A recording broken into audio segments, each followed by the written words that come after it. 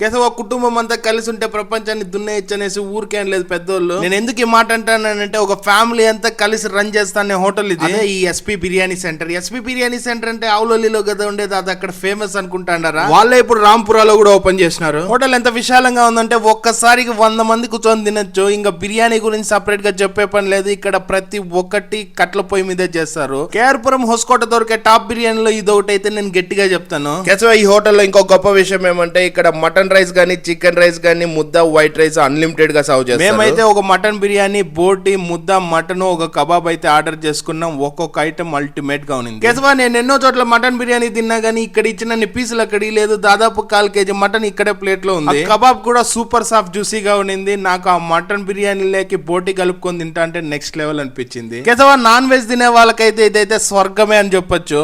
మీరు in case Bengaluru Hoskote KR Puram side ఉంటే చాలా దగ్గర అవుతుంది, ట్రై చేయండి.